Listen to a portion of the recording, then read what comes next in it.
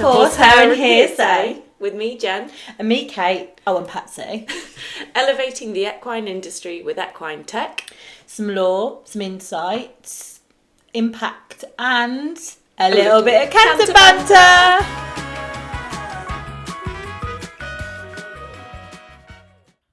Hi, and welcome to another episode of Horsehair and Hearsay. I'm Jen.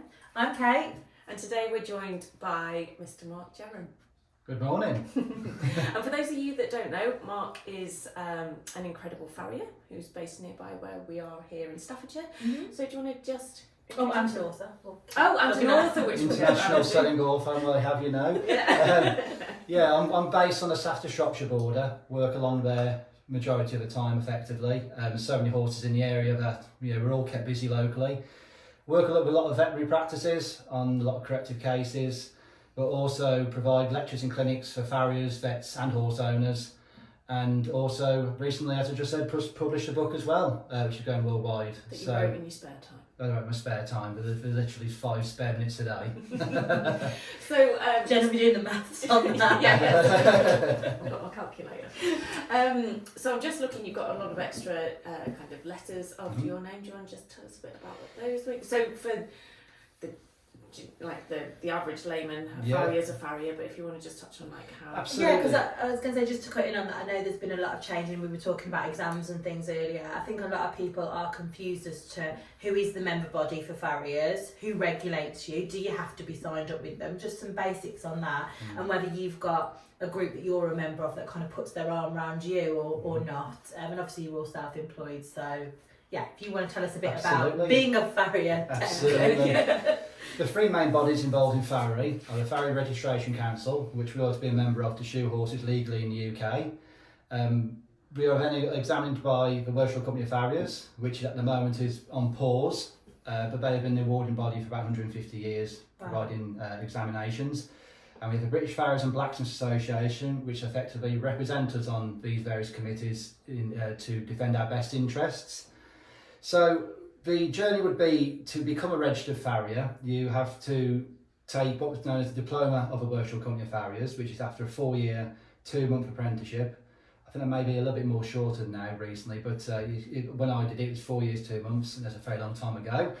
So you have to train alongside a master, and basically you spend 4 years as an apprentice. So old school understanding of apprentice, you're following somebody around, helping them learn. Yes, to begin with, you're taking off shoes, you're finishing off and clenching up feet, and then going progressively, you start trimming feet, making shoes, fitting shoes, nailing shoes, and it sort of progresses on from there really.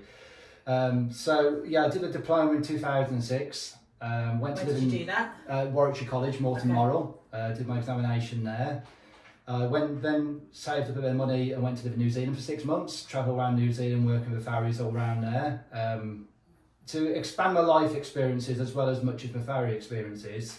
And then came back in 2008 and had a real bug for competing and making shoes at the time, and I just wanted to further myself even more. So I enrolled on this new course at Myerscough College, which is in conjunction with the University of Central Lancashire, to do a foundation degree in farriery science.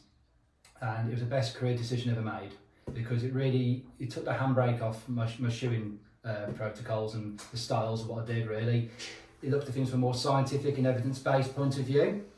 So that was a 3-year course, and then at the end of that 3-year course I took what's known as the Associate of a Workshop Company of Farriers exam as well, which is a corrective farriery exam. Basically I put corrective shoes on a horse, one side of the horse, and you have to do various techniques such as gluing on shoes and discuss radiographs a bit more in depth with vets. And from a real clinical perspective, it's quite an in-depth, tough exam to pass. Very, very tough exam to pass.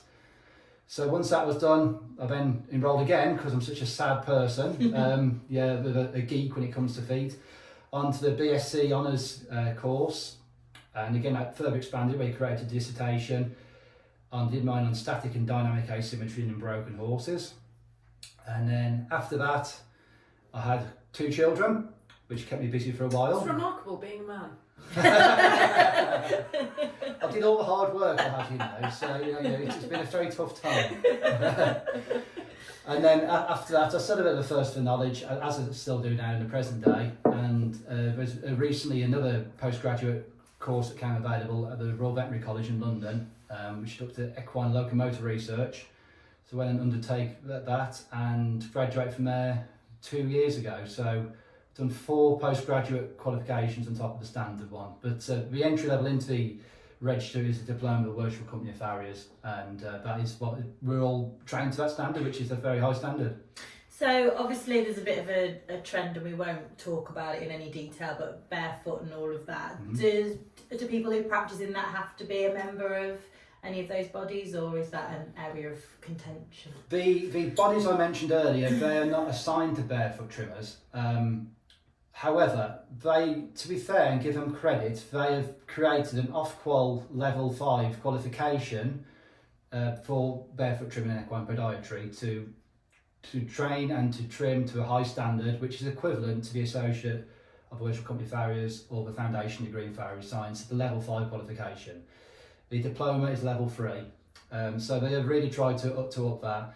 And if you speak to enough of those members, they would actually like to have their own registration, but it involves going and taking an act through Parliament and everything else. So they are progressive. There are still the maniacs involved who do the weekend courses and discredit their profession significantly, in my opinion. So are they not regulated then at the moment? At the moment they're not, no, but there will still be some form of regulation in terms of if they create harm to a horse, they could be prosecuted by the RSPCA, for example, which has happened when there's been barefoot trimmers trying glue on feet and it's all gone a bit wrong and they've been prosecuted privately through the RSPCA.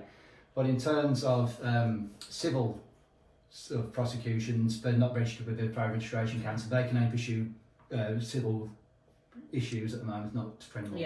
Basic contractual, I've paid you to do X and you've done Y sort of thing, rather than actually regulatory. Okay, that's interesting. And obviously you've mentioned that there are member groups that you can be part of to help protect you, but ultimately other professions, if you work for the NHS or what have you have somebody protecting you, a union or what have you, you're all very much sort of on your own, I suppose, and that's why things like your own terms and conditions and your own structure is probably really important, because you haven't got an umbrella kind of protecting you in the same way. Absolutely, yes, absolutely. They do, the association do offer you some sort of guidance along the way with certain situations, but it's usually after the horse is bolted. Yeah. And obviously I'm listening to the podcast, I've been following your work for a while as well. It's all about preventative.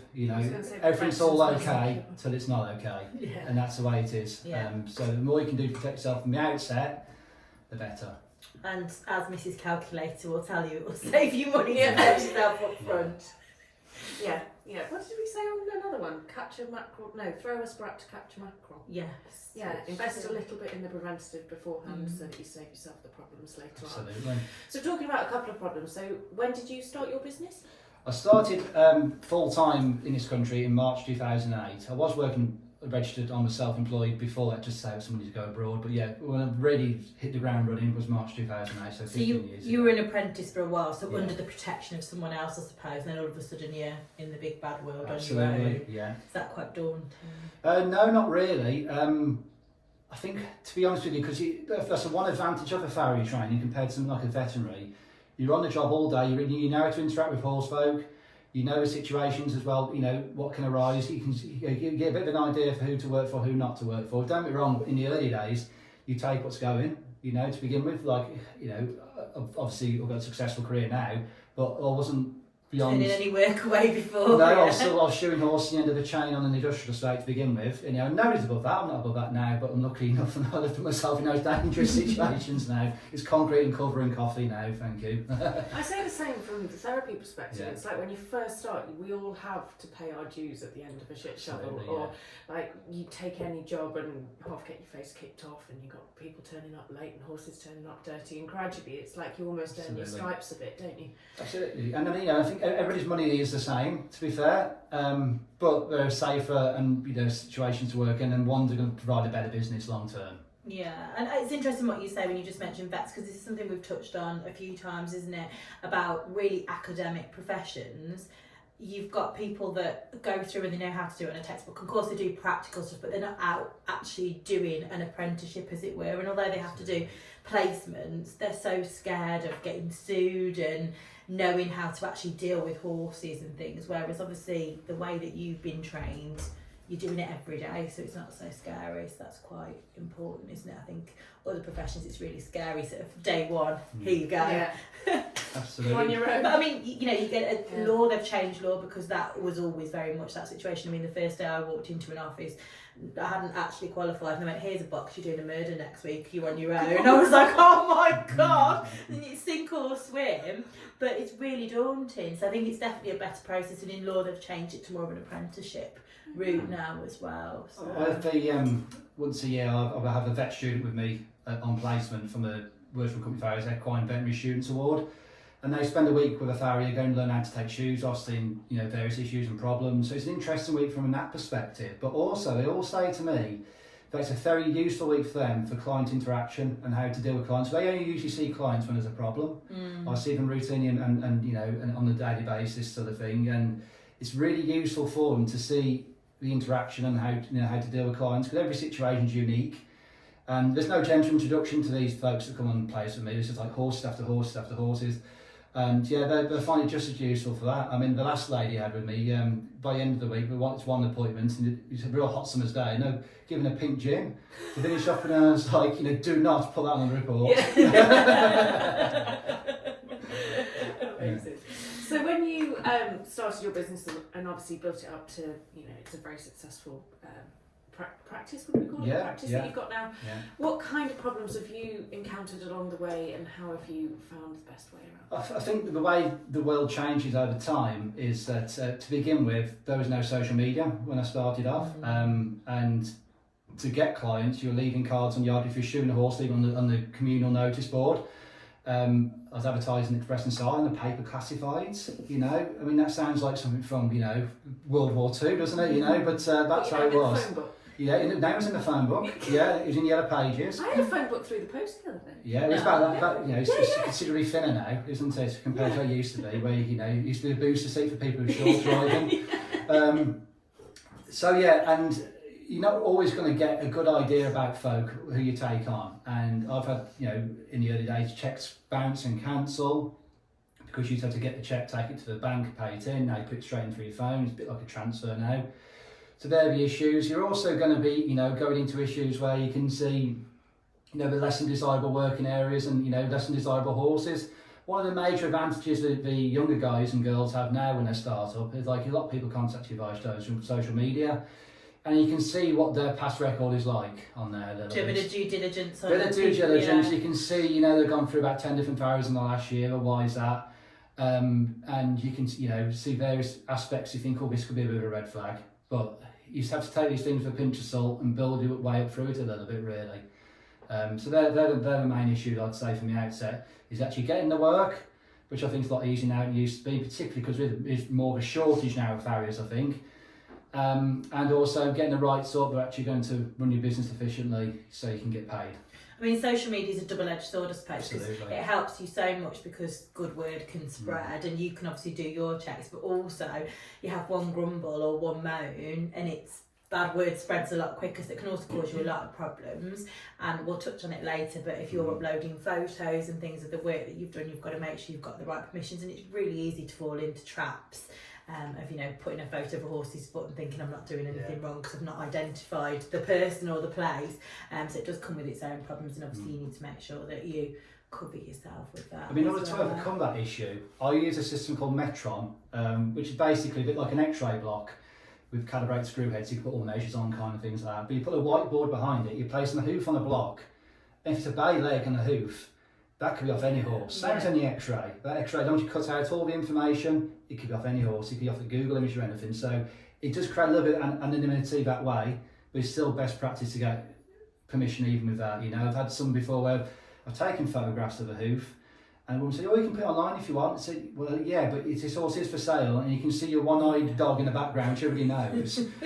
So we won't really put that on. Everybody knows exactly who leg that belongs to. Yeah. Well, we've done it. We've obviously defended and brought claims against people where we've used social media and gone back years and said, well, there's something about the vet coming out 3 years ago to this horse that hasn't been disclosed. So I think, it's quite a dangerous thing. But I mean, again, you can even cover that in your terms and conditions to say, you know, unless you expressly say to me not to put photos on, you're agreeing by signing up. So just to touch on the other side of the social media, we live in this kind of world now where people are really quick to put a hand up and complain. So like on TripAdvisor review, people are a lot more likely to leave a negative one than a positive one, or a mediocre one. You could have a mediocre experience, like, yeah, the meal was all right, yeah, it was okay, and you're not going to communicate that. Whereas if it was a bit bad, you'd be like, that was awful. It's quite a lot of effort to leave a review, particularly if you're not already signed up to like Trustpilot or Google. So you've got to feel quite passionate about it to leave it, and normally that comes from being cross rather than I've done a good job. So reviews and an online presence with reviews are an awkward one. And on social media as well, because you got like the thing with horses and horse people, it's like not everyone's going to want what you can offer. Like whether it's your booking process or your availability or your pricing or your personality, not everyone's going to want that. So you can't turn up to every single person in the world and go, yeah, you're mint. You know, like you're not everyone's going to think that you're incredible. Keep everybody happy all of the time. But it's unfortunate then that, you know, like, can anyone recommend a? And there'll always be someone to be like, no, this person's better, no, that person's better. And it can be, it's hard. I found it hard as a professional sometimes to see it, because you're like, hold on, I've worked for you for years and thought you were happy with the work, but now it's quite hard to differentiate between taking it personally and taking it from a business perspective. I think because you are the business. I think one of the main issues that I see with farriers, and I see it on a daily basis, and I've been guilty of this myself, is that you start to accept clients as friends. Okay, they are not friends. You know, you don't really have some clients as friends. I'm not saying don't, but don't let a client become a friend. There is a barrier there, you know, because you know there's no loyalty in horses, and you know you have to treat it as a business and professionally. You know. Yeah. Exactly. When it comes to chasing money and things like that as well, if you've made that friendship relationship, it makes, I know there are things we can talk about to help distance yourself from it, but ultimately if somebody owes you money, it's a bit harder to chase them when you're on that kind of level of... I find it easier to not work for people who are friends. So I'd sooner suggest, I'd be like, look, try so-and-so. If you're really struggling, then by all means call me, but try using other people. I try as much as I can from my social circle to keep the people that don't know one end of a horse from another. A lot of my friends go and put a head collar on, and it's fantastic. You never talk about horses. That's it. So we just talked really briefly about the terms and conditions, and you mentioned this was could be a really good thing for us to do, didn't you, Mark? Absolutely, so, Mark obviously has his own terms and conditions. How many farriers would you say have some at the moment? I'd say, as a general sort of guess, I'd say less than 1%. Oh wow! I reckon it's very, very few. Okay. Don't get me wrong, if the listeners can stand and be corrected, fair enough. But I know it's very, very few. Okay. Yeah. Now, Kate and I obviously have talked at great length about the importance of terms and conditions. And you obviously are a bit of a pathfinder in having set some up. So how did you work with someone to get these? Did you work these through kind of more from your own? I plagiarised them, to be honest. Okay. I'm not sure we should be admitting that. I think I mean a lot of people will go and just search generic terms and conditions, and one of the things we'll talk about is that can actually cause you more problems, because somebody's probably invested into having those done for them in a bespoke way that suits their needs and what they're willing to do and what they're not willing to do. So it can actually cause you more problems because you're tying yourself to something that isn't really relatable to you. And I mean, it's things like, we'll just take an example in yours. I mean, yours they're not terrible, by the way, so don't take it as criticism. If anything, you're probably too technical in the things that you're talking about and that you will and won't do, whereas really it should be, you know, I can use my professional opinion to accept, decline or work in a certain way rather than get into all the detail of it. But I mean, you say things like contact me regarding complaints, which is great, but then it leaves a door open because you've not got a procedure. So I think yours would perhaps need to say you've got so many days to raise a complaint. at that point you request my complaints procedure, and you just have a standard complaints procedure that you ping over to them. So yours almost needs simplifying rather than the other way. And I mean, you talk about, for example, interest on non-payment. It's really important to actually put that interest rate in there. Actual rate figure. Yeah. So if you're going to start something, keep it simple, but end it as well. So say, payment is within a certain period of time. After that period of time, interest is on a daily rate of X percentage. My enforcement process is it will be sent to a debt collection agency within a certain period of time, and these fees will apply, and keep it really robust. And then also, you're talking about being friends with people. If you've got an actual procedure, it's like, well, sorry, this is the procedure, it's not me. And people can accept it a bit more if it's in black and white. Oh wow, yeah, that's a lot of stuff that I wouldn't ever have thought about. No, and I suppose if you think about it, I mean, we've talked about this a lot because when we've been talking about the app, I've got 2 different farriers just because I've got horses of other people's and horses of my own. And the farrier that pings me straight away, here's the invoice and you can pay it online. I do it like within a couple of hours of getting the message.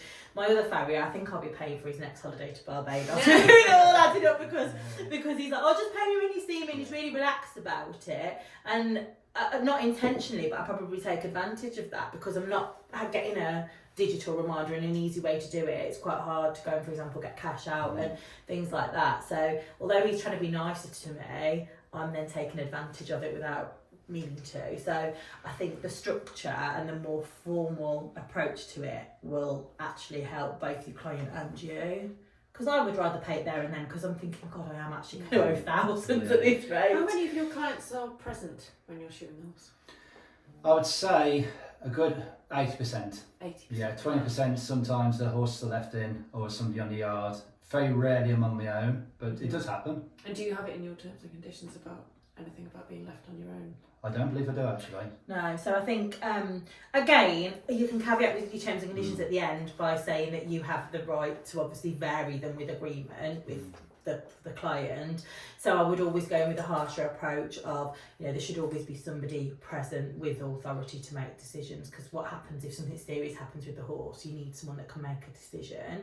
But then obviously you've got the right to vary that and go, oh, I know Sally's on the yard today, she can help me, it doesn't necessarily need to be the owner, etc. But I would always go in heavier with what you expect, your ideal scenario, and then allow yourself to vary it. We were down at the saw you there, Mark, at the BFBA Farrier Focus last almost 2 weeks ago. It was 2 weeks ago. 2 weeks ago. Times are fluid. And we had some really interesting conversations with other farriers about whether they had terms and conditions in place and ways they could protect themselves. And there were a couple of blokes who were, they were considering putting a camera in their van to try and help to cover themselves. One chap did use the example of, he'd tied the horse up as he normally would do, something spooked it, it pulled back, it sat down, it fell over. It stood up and was fine, and he went ahead and shod it, it was fine, but then the people were withholding payment because it ended up that the horse had to go to the vet and they were holding the farrier accountable and blah, blah, blah. But then that comes with its other problems, that you're then handling so much data and filming at people's premises, so that comes with permission issues. So that's why I was saying it's worth discussing, putting it in your terms and conditions about whether or not, is it a viable thing? But there's a lot, because it is a blame culture that we're in, isn't it? 100%, 100%. And that's why good record keeping is absolutely key, because, we've talked about this before. If you've got a record keeping process and you are left on your own and, you have to put the horse back in the stable, silly things like we've talked about before, take a photo of the horse standing up on all 4 legs. With the stable door shut and everything outside. Head collar off and door shut, and then at least you've got a tangible snapshot of the last time that you sort of touched that horse. But it goes further than just actually injury to horses. When with what we do, you see things you wouldn't even think of, allegations made of all sorts of things, or damage to property when you've driven on someone's lawn, putting it at the lowest level and things like that. So you having a record of when you're there and any notable things can only help you. Well, last year they changed the FRC, they changed their standard of proof for disciplinary from the criminal standard to the civil standard. So it's gone from beyond all reasonable doubt to more likely than not. Okay, so effectively it's a lower standard, is my thoughts. So they did say during that seminar when it's been discussed that taking notes at the time of anything is going to protect you in those situations. So you say about that situation the farrier you spoke to at Focus, I had something fairly similar, which I think I discussed with you a few months ago, where I was putting a lost shoe on a horse, and the horse is a bit quirky, to be fair. It's all right, it was a bit quirky, and he was in by itself, and his mate was down in the field, and the woman wasn't there whose horse it was, but her friend was. The horse pulled back, went backwards into my van door and took a little bit of skin off his bottom. Nothing. Did it damage the van door? Didn't damage the van door. Go the other way as well. Didn't damage the van door. Look, it was what it was. But using Equegate's giving you a plug. I wrote down on there, the exact situation, exactly what happened. It's date stamped, time stamped, and that's my perspective of it. Because it could be lost in translation when it's passed through from a friend to her. As it turned out, it was all fine, and when I went to the next appointment, she got me a case of beer, so it's all good. But it can go the other way, and and none of us are bulletproof. Okay, that's another issue I think sometimes we get as farriers. We think these things can't happen to be bulletproof.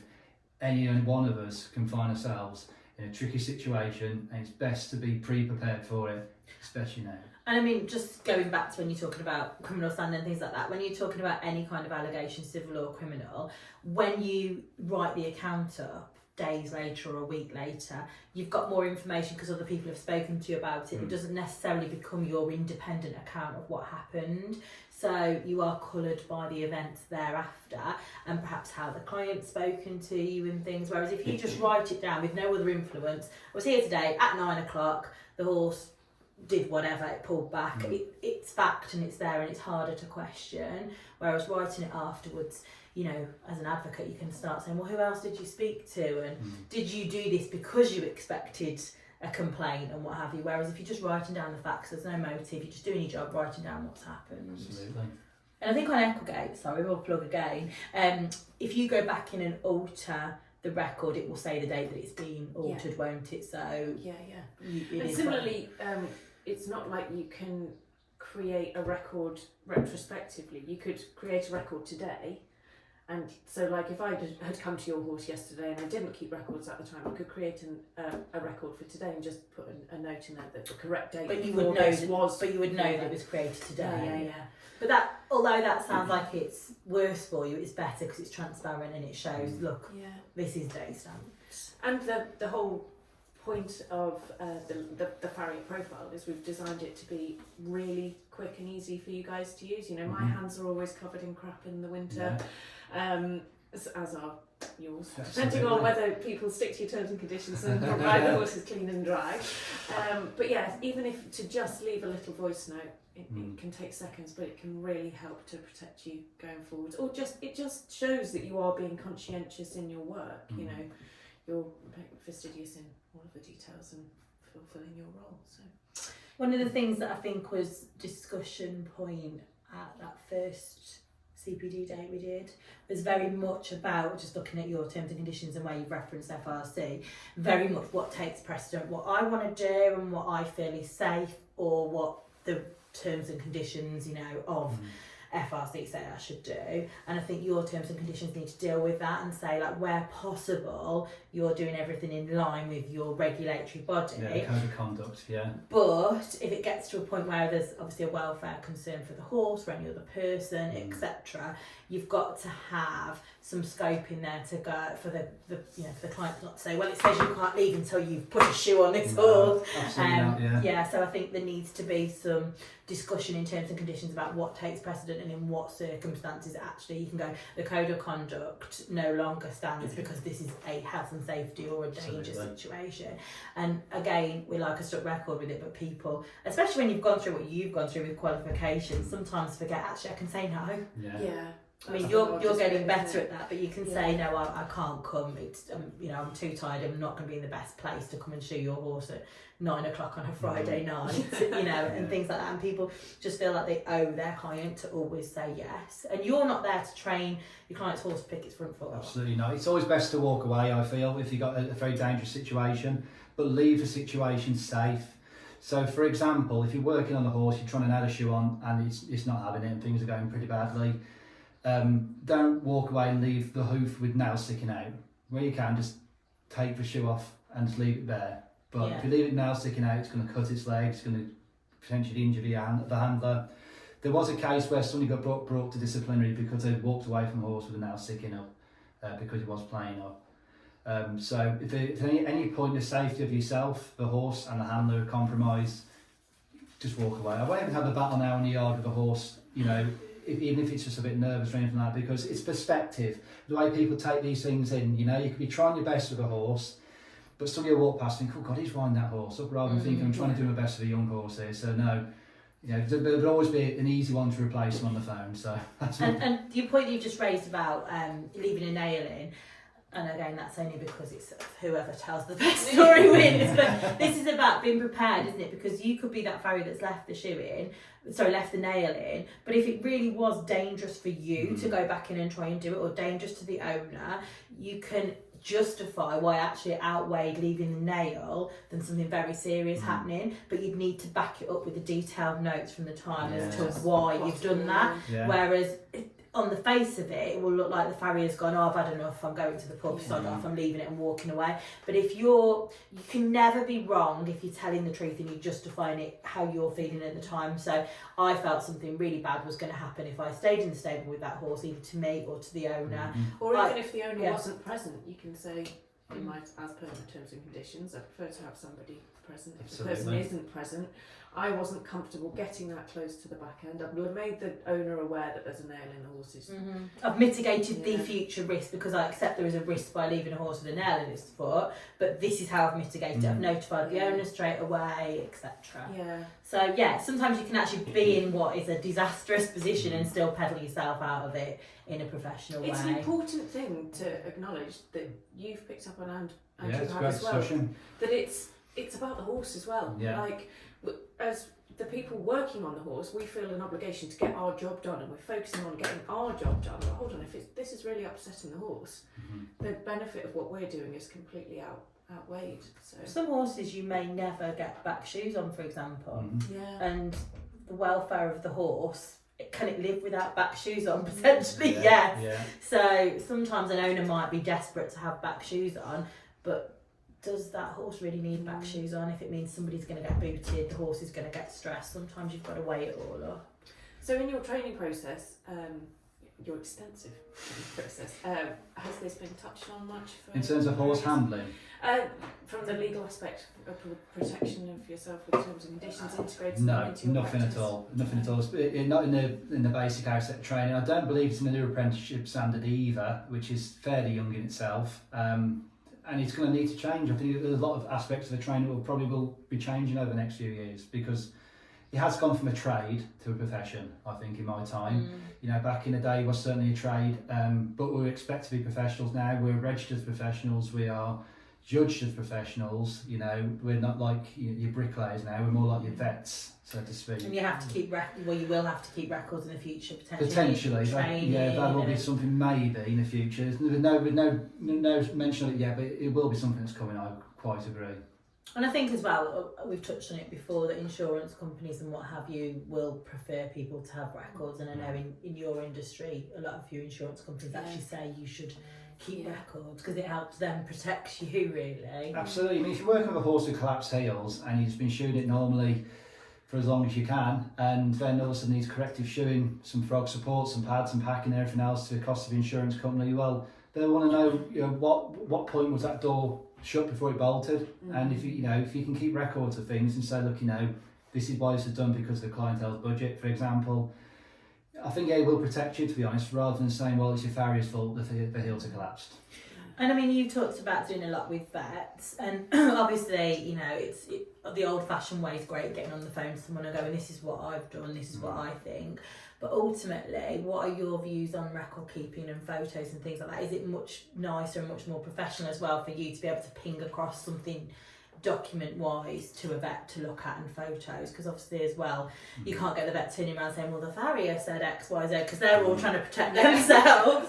And if you've actually got, here is my sort of referral, as it were, do you think that's a better way to do it? Absolutely. I mean, I do drown them in information, to be honest. What I do, obviously, I touched on it earlier, using the Metron blocks, where you put the hooves on the blocks, you take images of them, similarly as you would do to a radiograph. You can also use the radiographs as well.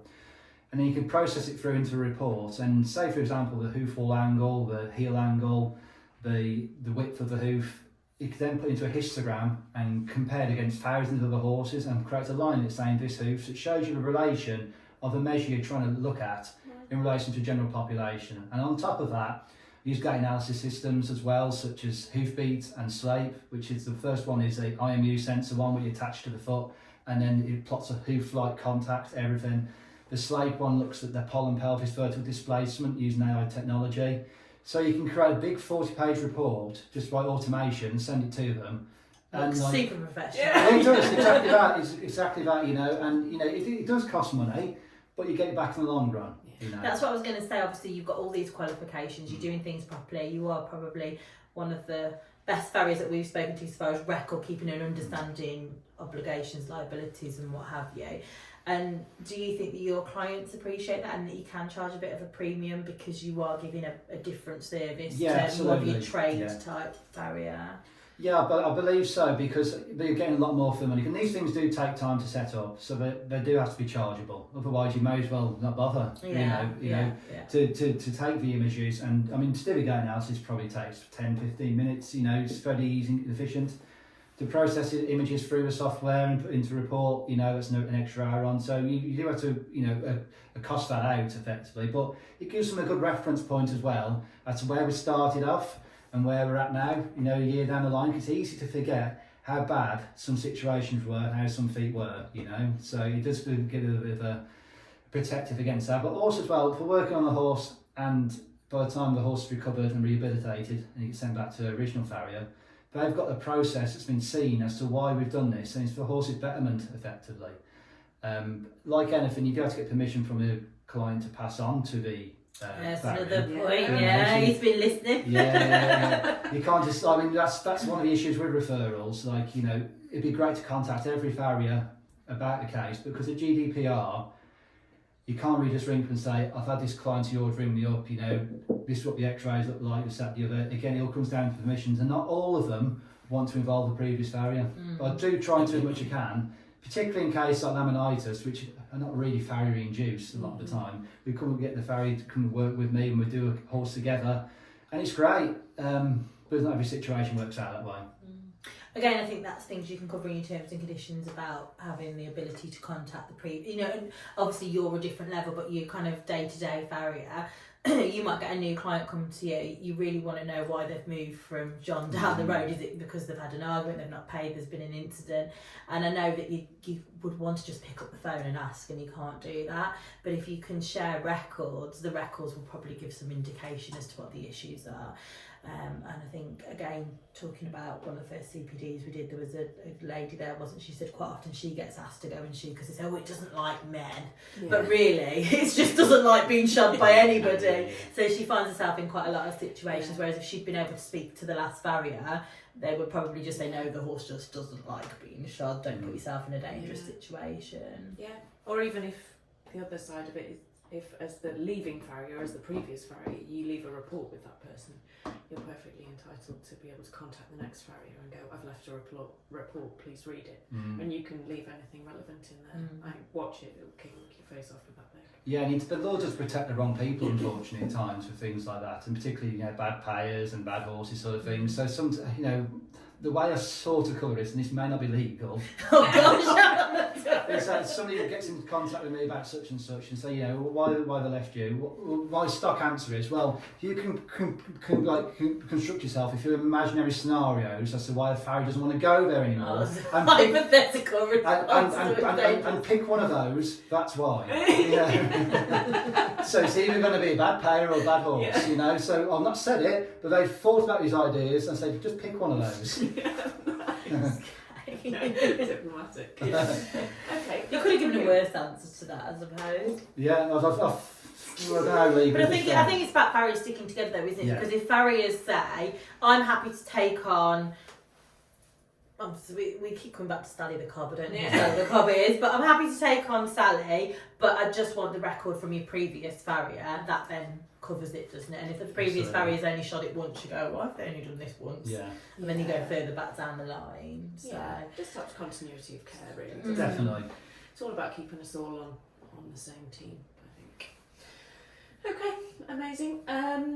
Do you have much problem with payment? I see all the time, like every week there'll be a post on Facebook from another farrier or body worker even saying, you know, I'm going to stop taking digital payments because too many of you aren't paying. Do you have much trouble with that? I don't think any of us in our job are immune to that. I'd say it's extremely rare. I probably have 1 or 2 bad pays a year that are eliminated. No list. No list. The no list. The no list. I have people saved in my phone just as the word no, so that I forgotten don't them. even know who they are. But do you ever seek to enforce that? Because I know it's, you kind of go, oh, is this enough money to warrant me enforcing it? But I think by enforcing it, you are laying your ground rules, aren't you? You know, You are laying ground rules. Yeah. The cases so far have not come to a surmountable amount. You know, look, I've worked for individual clientele, so it's not huge amounts. But if you're shooting for a polo yard down south or a racing yard, and you've got a 20 grand bill, you've got to chase that. You know, I use an invoice system where it constantly sends reminders every 3 days automatically. So it's like a little pocket bailiff. And I'm not being beyond the means to keep texting people every single day for payments, because at the end of the day, I'm a person, when I buy something, I pay for it there and then. I don't owe anyone else where I expect the same return. So I can be a bit of a bastard. But I find it fair, really. You're not going to get to the till at the supermarket. Exactly. I was going to say, I can't get my head around how you can, you know, you don't walk out the supermarket with your shopping, do you? But people will gladly not pay a profession or person for weeks or months, and yeah, it's quite a hard concept to get your head around. If any of my clients are listening, you're all fine, don't worry. Yeah, don't worry. Yeah, and I think as long as people communicate with you, if they say, oh look, actually I can't pay you till the end of the month, as long as you know it's not a problem. But I do think you need to set your foundations by sending some grumpy letters to people that are actually taking the mick and it's been months, because they'll just continue. One thing I've touched on, so we've done these like webinars and trainings and stuff to help to any practitioner, whether you're a farrier or a body worker, to improve your profitability, improve your productivity, as well as some other protection mechanisms in. And one thing that I think is really important for us all, especially as, you know, everything is more expensive. We're hearing about cost of living getting more expensive. Our prices will get higher. So find ways to make it easy for your clients to pay you. So, you know, in a Kalana, you're almost like, Kalana for shoeing. You know, if you've got a yard of 5 horses and they're all having you work some miracles on their feet, that's not a small bill. But if you can find a way to make that easy for your clients to pay you, so let them pay you by card. Like, even if you have to take the hit on it on a small percentage on a card payment fee, it's got to be worth it for keeping your client feeling comfortable in order to be able to pay you. And if they're dropping a huge amount of money on shoeing because they've got a yard full of horses, let them pay you on a credit card, because they could be earning some air miles or some cash back or some points on something. So it's just about, I know that we'll be cashless soon anyway. Well, exactly. We're all about trying to help other business owners, but it's an important thought to have, is to keep our clients comfortable as well as possible. So offer them, and that's again to plug Equigate. There is a card payment processor built in, and I have found that I have a lot less outstanding payments, because people will get to the end of the appointment and they'll go, you know, how can I pay you? Can I pay you by card? And they're actually saying, can I pay you by card? And I'm like, just link it onto your app. And they just click pay. And it's kind of, because there's an extra, if they're putting it on a credit card, there's an extra month for them to worry about it. They're much, much quicker to pay. And you don't feel like you're spending real money. I mean, if you get to the point, I know it's saving the card details on Equigate, but if you get to like Apple Pay, you just click, aren't you? And you've not even got to put any details or expiry date or two-level authentication. So it all becomes easier. Whereas when you've actually got to pay in and do a bank transfer to someone, it's a bit more painful, isn't it? So that was just something that No, I think the more methods the better, really, and it's something you always have to learn new things in that sort of aspect of business, and you just have to go with the flow and go with a new direction of things. Otherwise, you get left behind. If you're still just taking cash and check, you're way behind. Yeah. I mean, if your text messages are reminding everybody, you know, for 7 days, I mean, like I say, I give the example of my farrier that does that. I mean, it still have to go on and do a bank transfer, so we can improve a lot. But I get a text saying you're a day overdue, you're 2 days overdue, 3 days overdue.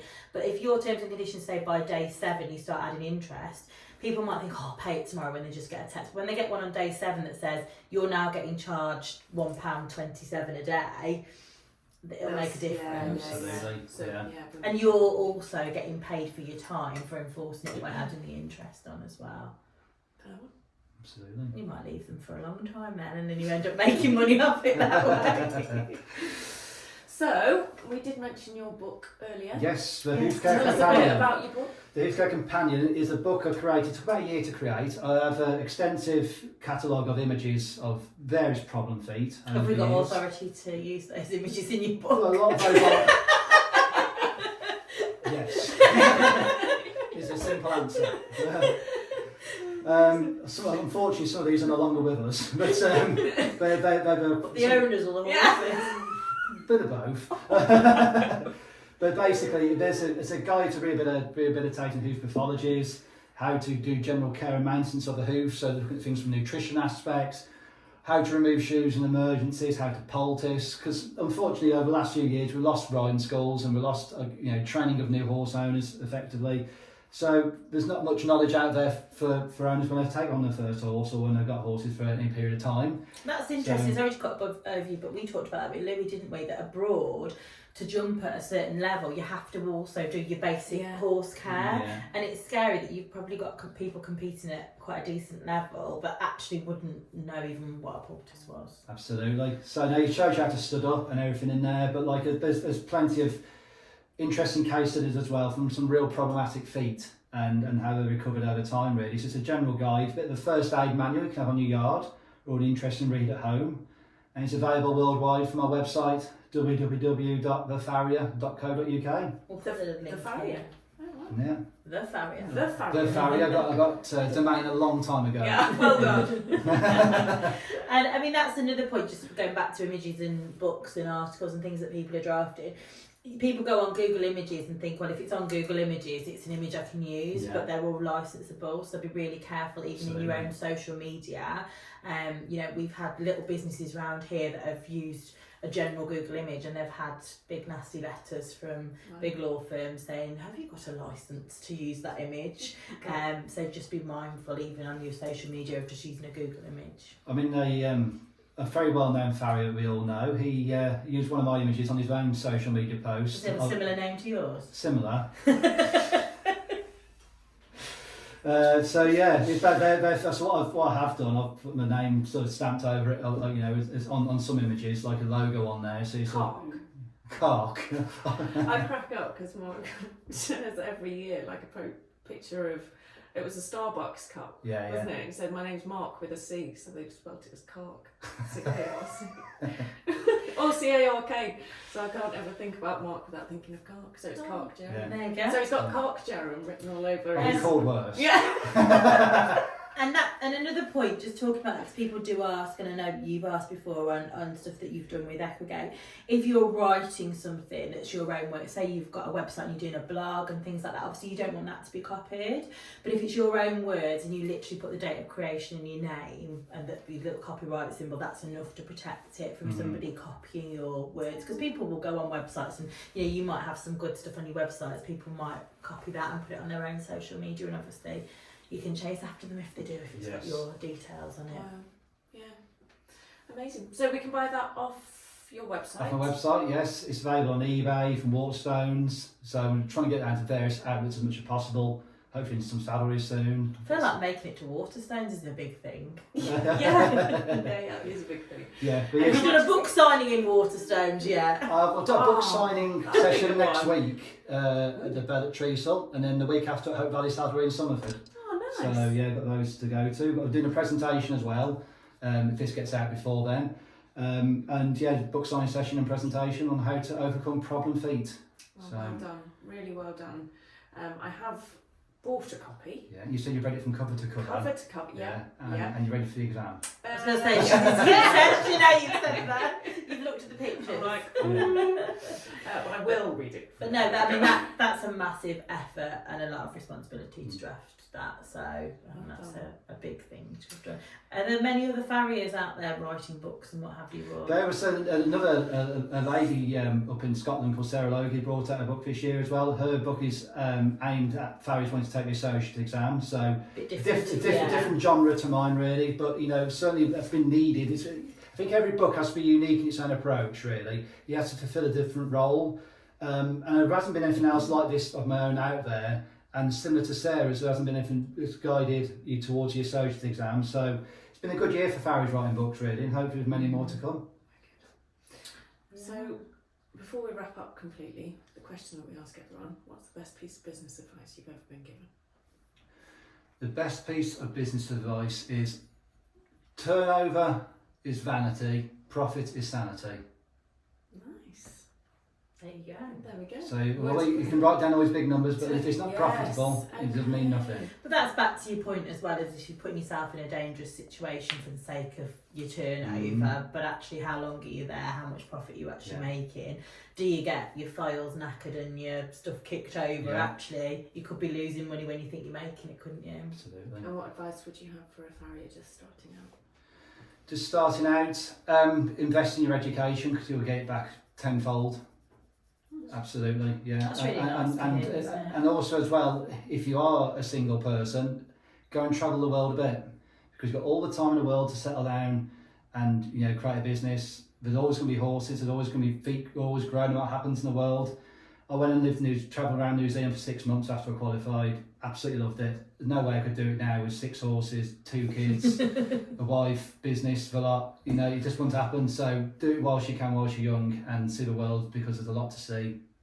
I've certainly found travelling a lot with my work that there's always another way to cook an egg. Mm-hmm. And the egg still gets cooked, the horse is still fine, the horse is still sound, the horse is still doing what they need it to do, but it's a completely different way to how we do things here. And that's not to say that we're right and they're wrong, or they're right and we're wrong, it's just different. I think it's good to stay open-minded. And everybody's doing their best, aren't they? That's all they're trying to do. And getting experience from around the world, we've again talked about this before. I know that you say there's a shortage of farriers, but there's always going to be competition, and it's nice to bring something different to the table and a different perspective and a different style to make you unique. Amazing. Well, thank you so much. Well, thank you very much for inviting me on. It's been a pleasure. Thank you. And we will put a little link into your website as well in the books. Thank you. Amazing. Thank Mark. you. Thank you. Bye.